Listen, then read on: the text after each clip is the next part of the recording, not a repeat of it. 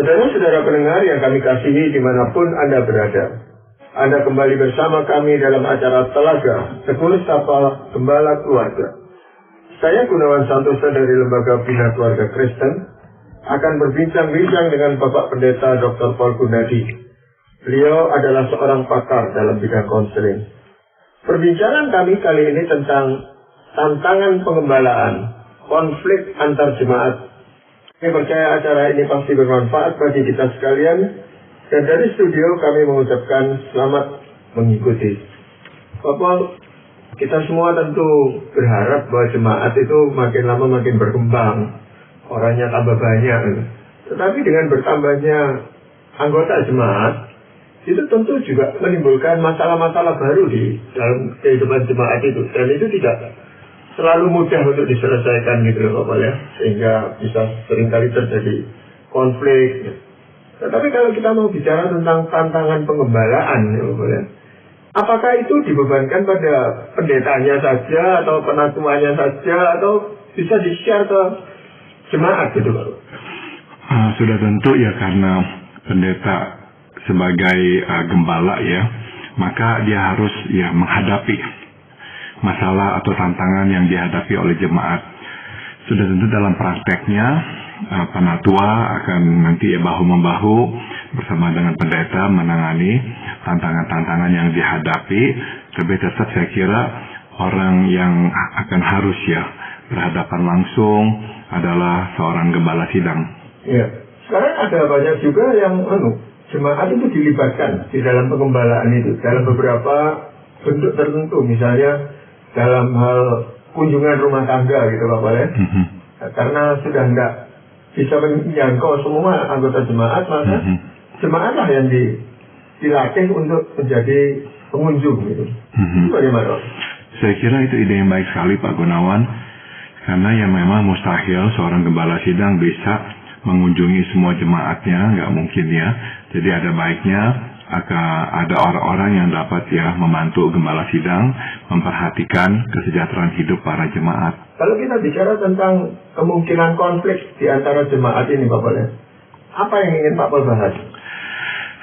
Begini Pak Gunawan, sebagaimana pekerjaan lainnya, tugas penggembalaan pun ya mempunyai tantangannya tersendiri. Nah, salah satunya adalah menghadapi berbagai manusia ya dengan berbagai kebutuhan dan kepentingannya yang kadang bertabrakan.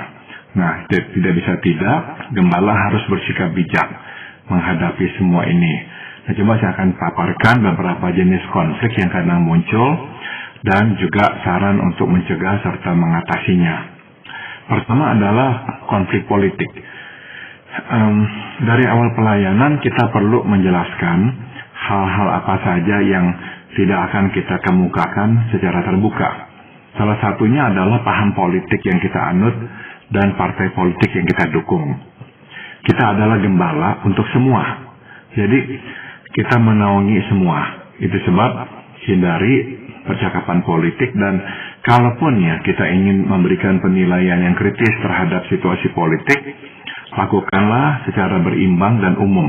Begitu kita terlihat berkiblat pada satu partai, maka selamanya kita akan dianggap bukan lagi gembala bagi semua. Ini akan merugikan pelayanan, sebab kita akan dilihat sebagai kepanjangan partai, bukan Kristus. Sewaktu Tuhan kita Yesus yang berada di bumi, ia akan lahir dan dibesarkan di tanah jajahan. Nah, saat itu pemerintah yang berkuasa adalah kerajaan Roma. Raja Herodes yang kita kenal adalah raja boneka yang tunduk kepada Kaisar Roma.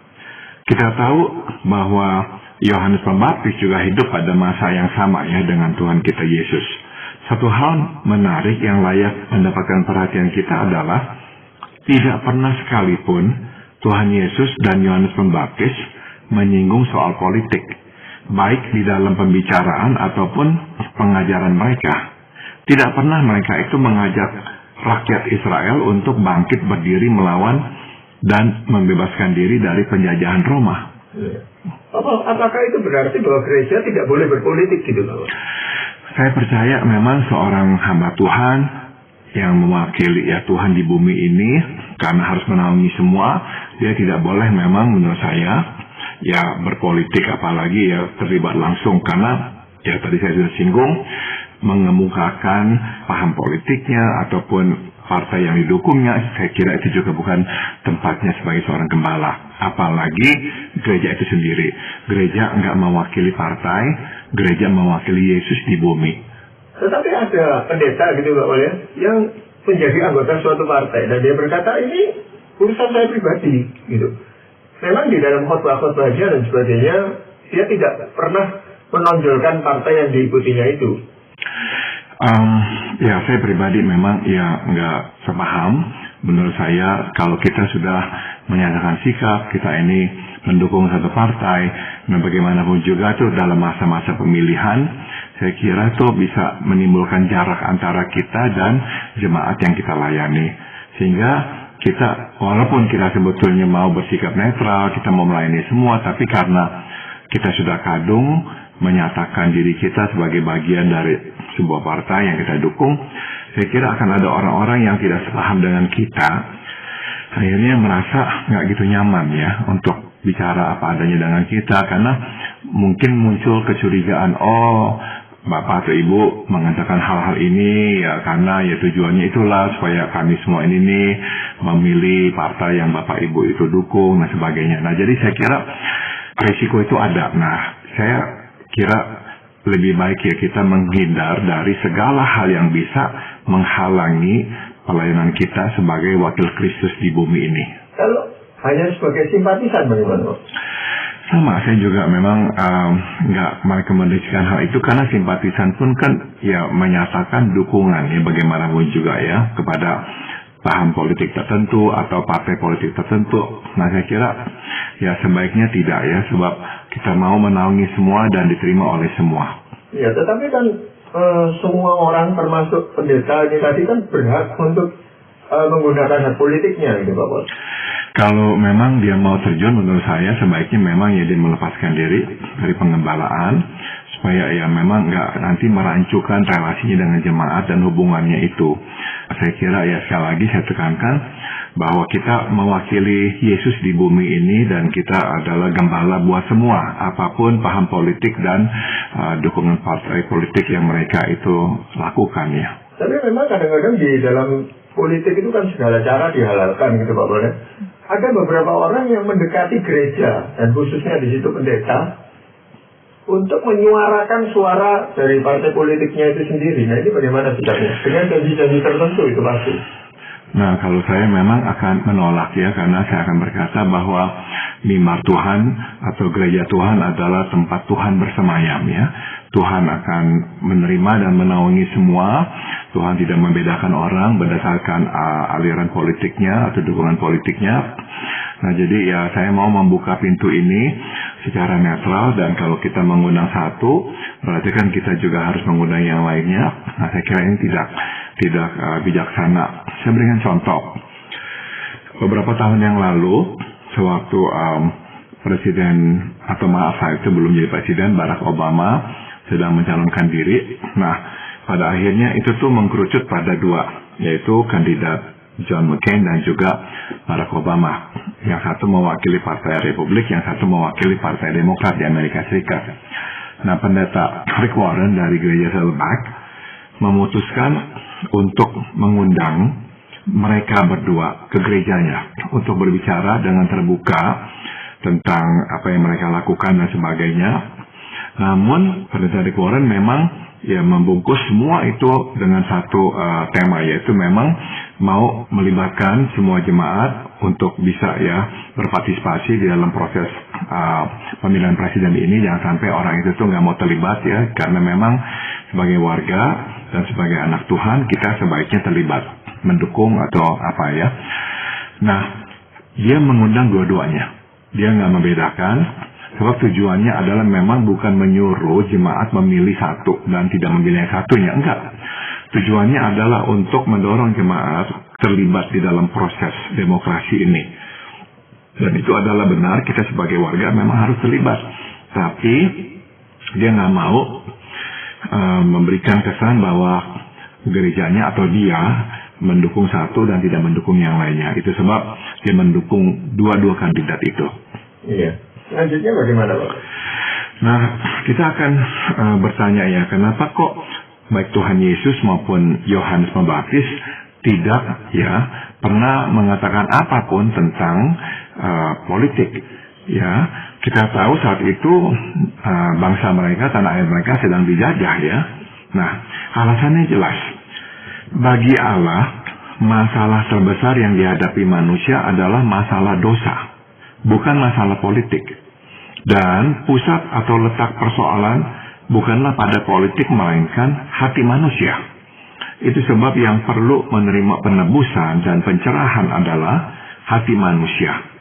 Sebab hati yang telah ditebus dan dicerahkan oleh kasih karunia Allah akan melahirkan dan menjalankan keadilan bagi sesama. Sebaik apapun sistem politik yang berlaku, bila pelakunya tidak takut akan Allah dan tidak mempunyai kasih Allah, dia tetap berpotensi menjadi duri dalam daging dan lintah yang mengisap darah rakyat yang diperintahnya. Nah, dari sini dapat kita belajar bahwa sebagai gembala jemaat, tugas kita adalah menyampaikan berita penebusan Kristus atas dosa manusia dan mengajarkan tentang kasih karunia Allah supaya jemaat dipenuhi dan dipandu oleh nurani yang bersih dan saleh. Itu sebab bila terjadi ketegangan dalam tubuh jemaat akibat perbedaan paham politik, sebagai gembala kita harus bersikap netral, tidak membenarkan yang satu dan menyalahkan yang lain. Ingat ya, kita adalah gembala untuk semua, bukan untuk sebagian jemaat. Selalu ingatkan bahwa identitas kita di hadapan Allah bukanlah identitas partai, melainkan identitas Kristus. Ya, memang biasanya yang ditanyakan oleh jemaat kepada gembalanya adalah, ini bagaimana menjelang pemilu ini misalnya gitu ya, Pak, mau pilih yang mana yang bisa mendukung gereja. Nah, partai-partai mana yang kira-kira bisa menjamin keberadaan gereja dan apa kegiatannya gitu loh. Ya, kadang-kadang memang orang akan bertanya, dan sebagai gembala kita memang harus memberikan jawaban yang jelas bahwa seyogianya lah warga itu berpartisipasi ya dalam proses demokrasi ini. Nah, kalau kita mau memberikan panduan secara umum, kita berikan panduan secara umum siapa yang seharusnya kita pilih ya demi kesejahteraan bangsa kita dan manusia secara umum dan sebagainya. Namun kita coba untuk menghindari hal-hal yang lebih spesifik ya. Sebab sekali lagi kita nggak mau mewakili partai sebagai hamba Tuhan, kita mewakili Kristus. Tentang siapa yang kita pilih dalam pemilihan umum itu kita lakukan secara rahasia. Iya. Lalu hal yang kedua yang ingin Pak Paul sampaikan apa, Pak? Tantangan pengembalaan yang kedua adalah konflik pribadi. Sudah tentu ada banyak masalah yang dapat timbul di kalangan jemaat, namun hampir semua mempunyai penyebab yang sama, yaitu merasa tersinggung. Ada yang merasa dicurangi dan ada yang merasa dirugikan, tapi pada umumnya penyebab konflik yang terutama adalah merasa disinggung atau merasa tersinggung. Sudah tentu saya tidak akan berkata bahwa sebagai anak Tuhan tidak seharusnya kita merasa tersinggung. Tidak. Saya maklum bahwa kadang orang berbuat tidak baik kepada kita, jadi saya mengerti ada kalanya kita merasa tersinggung akibat perlakuan orang yang jelas-jelas menghina kita. Namun, saya dapati bahwa kebanyakan orang merasa tersinggung tidak pada tempatnya, Pak Gunawan. Dengan kata lain, banyak yang bereaksi berlebihan. Masalahnya adalah sebagai gembala, mau tidak mau kita terlibat. Ya, bukan karena mau ya, tapi karena terpaksa, alias dilibatkan dan diharapkan berpihak. Biasanya jemaat akan mengadu kepada kita, mencurahkan kemarahannya atau rasa tidak sukanya kepada seseorang. Nah, celakanya seringkali pihak yang satunya juga datang kepada kita menceritakan masalah yang sama itu kepada kita. Nah, ini sungguh tidak mudah, Pak Gunawan. Iya, karena ini menyangkut perasaan seseorang gitu, Pak Boleh. Tidak bisa lagi dibicarakan secara logis. Tapi bagaimana ini seorang gembala itu mengatasi masalah seperti ini? Nah, cara paling aman menghadapi konflik pribadi antar jemaat adalah mencuci tangan dan tidak memberikan pendapat sama sekali. Biasanya kata penghiburan favorit kita sebagai hamba Tuhan adalah berdoalah gitu ya. Sejak awal gereja ya, nah kita mau lihat sekarang ke Alkitab, Tuhan tidak pernah, sejak awal gereja Tuhan tidak pernah bebas dari konflik pribadi. Namun ternyata hamba Tuhan tidak mencuci tangan, sebagaimana dapat kita lihat di dalam surat Paulus kepada jemaat di Filipi pasal 4 ayat 2. Yodia kunasihati dan Sintike kunasihati supaya sehati sepikir dalam Tuhan. Nah, kita tidak tahu ya apa permasalahan mereka, namun dapat kita duga mereka terlibat konflik pribadi, Pak Gunawan, bukan konflik iman. Sebab kalau itu adalah konflik iman, sudah tentu Paulus akan membahasnya. Nah, menghadapi situasi itu Paulus tidak berdiam diri, pura-pura tidak tahu. Sebaliknya, dia berinisiatif mengangkat konflik itu ke permukaan, yang menyuruh mereka berdamai. Kita tahu bahwa pada saat itu Paulus berada di penjara di Roma. Dia tidak berada di Filipi. Itu sebab ia hanya dapat menyuruh keduanya berdamai dari jauh. Saya kok yakin ya, bila ia berada di Filipi, Paulus akan memanggil keduanya dan berbicara secara langsung. Ya, itu pembicaraan pastoral itu yang bisa terjadi di antara mereka. Tetapi Bapak, dengan tidak ikut terlibat dalam konflik pribadi seperti itu kan merupakan tindakan yang tidak bertanggung jawab gitu. Nah, makanya sebagai gembala, saya percaya kita harus terlibat, Pak Gunawan. Maka Paulus tidak mendiamkan waktu konflik terjadi antara kedua wanita ini. Paulus mengangkatnya, Paulus menyuruh mereka untuk berdamai, karena memang ya Paulus melihat ini bisa menjadi masalah. Hal yang sama dapat kita lihat pada surat Paulus kepada Filemon. Surat ini adalah surat pribadi Paulus yang ditulis buat rekan sepelayanannya Onesimus, seorang budak yang melarikan diri dari majikannya Filemon. Ya, jadi Paulus terlibat langsung kepada jemaat di Tesalonika. Paulus pun menyuruh mereka untuk menegur, dalam tanda kutip nih, saya kutip dari 1 Tesalonika 5:14, menegur mereka yang hidup dengan tidak tertib. Terus Paulus juga menyuruh mereka menjauhkan diri dari, saya kutip lagi dari 2 Tesalonika 3 ayat 6, setiap saudara yang tidak melakukan pekerjaannya. Nah, sebagaimana dapat kita lihat, permasalahan yang dianggap Paulus bukanlah masalah rohani, melainkan masalah pribadi. Hidupnya nggak tertib lah, nggak melakukan pekerjaannya lah. Ya, bukan masalah rohani tapi masalah pribadi. Namun karena ia melihat bahwa masalah pribadi ini dapat merembet kepada jemaat secara keseluruhan, ia memilih untuk mengangkatnya. Sudah tentu keputusan Paulus untuk terlibat berpotensi menimbulkan atau memperparah konflik. Namun ia tetap melakukannya dan memilih untuk berdiri di atas apa yang baik dan benar. Begitu. Kita pun dapat melihat hal yang sama di Perjanjian Lama. Tuhan Allah menunjuk Musa dan para wakilnya menjadi hakim guna menyelesaikan perselisihan di antara umat Tuhan. Ya, jadi Musa itu nggak cuci tangan, nggak mau ikut campur, enggak. Dia harus terlibat. Bahkan Salomo pun di awal pemerintahannya sebagai raja pernah harus berfungsi sebagai hakim, menyelesaikan masalah pribadi dua ibu yang memperebutkan anak. Ini dicatat di 1 Raja-Raja 3 ayat 16 hingga 27. Jadi kesimpulannya, sebagai gembala, walau kita tidak suka, kita tetap harus terlibat menyelesaikan konflik pribadi.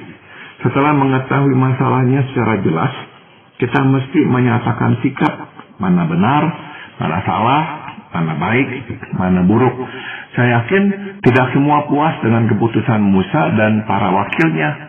Dan saya yakin tidak semua puas dengan keputusan Salomo atau mungkin Paulus. Kadang orang pun tidak puas dan marah terhadap kita. Ya, tapi kita mesti menyatakan apa yang baik dan benar di dalam konflik pribadi ini. Ya, memang yang sulit itu kadang-kadang konflik-konflik pribadi ini ditutupi seolah-olah ini menjadi konflik iman dan bukan konflik pribadi. Padahal masalahnya kalau mau ditelusuri dengan teliti, itu sebenarnya konflik pribadi gitu Bapak. Tapi karena dibungkus dengan ya perkataan atau sikap dan sebagainya, itu seolah-olah menjadi konflik iman. Ini bagaimana Bapak? Itu betul sekali Pak Gunawan. Jadi ada kalanya tuh kita itu dengan terlalu gampang ya mengatakan, wah saya ini nih nggak ada masalah pribadi kok, nggak ada. Tapi ini masalah kepercayaan, masalah iman. Ya, ini bukan hal yang benar secara iman apa-apa. Padahalnya pada dasarnya adalah ini masalah pribadi. Kita nggak suka dengan seseorang atau sekelompok orang, tapi kita nggak nyaman mengatakannya, jadi kita menggunakan bungkusan rohani itu. Nah ini nggak benar. Nah kita sebagai gembala harus hadapi itu sebagai konflik pribadi, meskipun orang itu menggunakan atribut-atribut iman. Iya, dan seringkali itu terjadi pengelompokan di dalam jemaat-jemaat gitu Pak. Yang satu pro yang sini, satu pro sini, sehingga jemaat itu resah. Iya.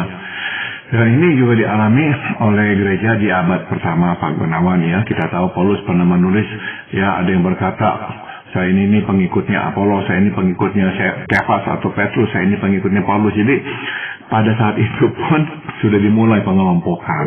Nah jadi memang Paulus mengingatkan mereka ya, ada yang menabur, ada yang menuai, betul.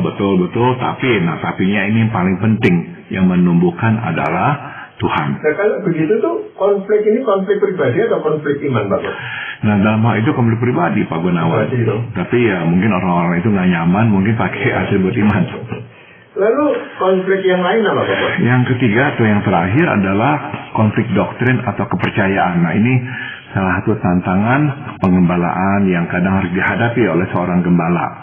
Saya teringat ya, sewaktu masih pemuda di gereja di mana saya berbakti, terjadilah perpecahan beberapa kali, bukan sekali. Penyebabnya adalah perbedaan doktrin. Nah, banyak gereja mengalami perpecahan akibat munculnya kepercayaan yang berbeda. Sebagai gembala, kita harus menghadapi konflik doktrinal, dan ini tidak mudah. Sudah tentu kita tahu bahwa perbedaan yang tidak esensial, seyogianya ya tidak perlu dipersoalkan. Masalahnya adalah perbedaan doktrin seringkali berbuntut pada perbedaan gaya ibadah dan gaya hidup. Ya, pada akhirnya gereja terbelah sebab dua kelompok yang berseberangan ini menjadi seperti air dan minyak. Nah, sebagai gembala kita mesti tahu ya apa yang kita percaya, dan kita mesti berani berkata jujur. Tidak boleh kita bersikap pelin-pelan atau berpura-pura. Sebagai pengajar firman Tuhan, tidak selayaknya kita mengajarkan sesuatu yang tidak kita yakini kebenarannya. Jadi penting untuk kita berterus terang. Walaupun untuk itu kita mesti membayar harga yang mahal, yaitu akan ada sekelompok jemaat yang tidak sepaham dengan keyakinan iman kita dan merasa kita kok sudah berpihak pada kelompok yang berseberangan. Nah, Paulus menghadapi realitas ini Pak Gunawan. Itu sebab dia perlu menulis surat untuk meredakan konflik yang berkecamuk. Dari masalah penggunaan karunia roh, sampai masalah makan daging yang telah dipersembahkan kepada berhala. Ya, pada awal perkembangan gereja, Petrus juga harus menjelaskan kepada gereja di Yerusalem alasan mengapa ia menginjakkan kakinya di rumah Kornelius, seorang perwira Roma yang bukan orang Yahudi. Jadi dari sini dapat kita petik pelajaran bahwa sebagai gembala kita mesti berusaha memberi penjelasan dan pengajaran, bukan saja tentang perintah Allah, tapi juga tentang maksud yang terkandung di baliknya. Nah, tujuannya jelas ya, yakni mempertahankan kesatuan tubuh Kristus.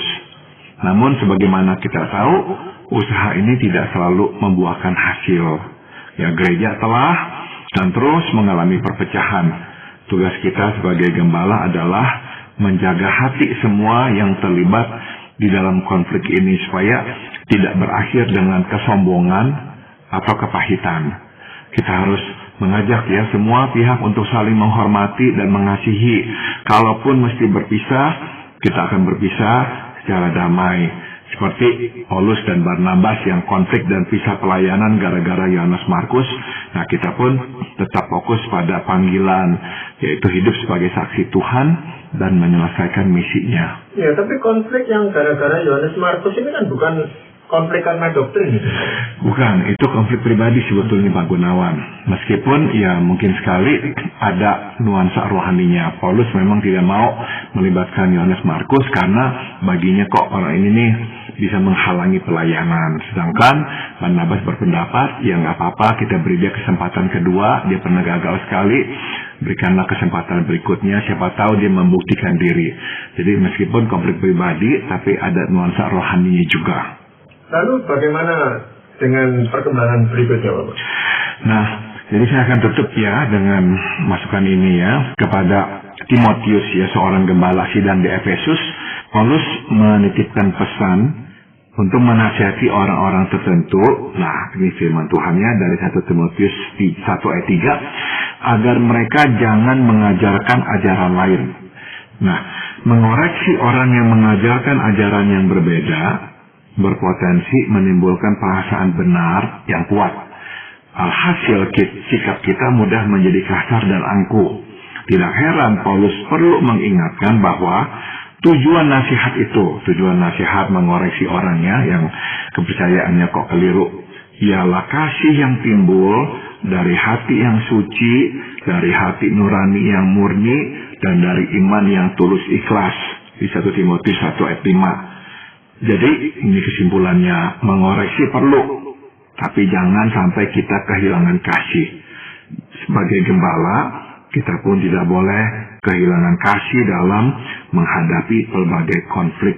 Kita harus menjaga hati agar tetap suci, murni, dan tulus. Ya, jadi memang di sini juga dibutuhkan konsistensi dari gembala itu, Pak Paul. Karena doktrin seseorang itu kadang-kadang bisa berubah, termasuk gembala sidang itu sendiri. Betul. Ya. Terima kasih Pak Paul untuk perbincangan pada saat ini, dan para pendengar, kami juga mengucapkan banyak terima kasih Anda telah mengikuti perbincangan kami dengan Bapak Pendeta Dr. Paul Gunadi dalam acara Talaga, Tegur Sapa Gembala Keluarga. Kami baru saja berbincang-bincang tentang tantangan pengembalaan, konflik antar jemaat. Bagi Anda yang berminat untuk mengetahui lebih lanjut mengenai acara ini, silakan menghubungi kami lewat surat. Alamatkan surat Anda ke Lembaga Bina Keluarga Kristen atau LBKK, Jalan Cimanuk 56, Malang. Kami juga mengundang Anda mengunjungi situs kami di www.telaga.org. Saran-saran, pertanyaan, serta tanggapan Anda sangat kami nantikan.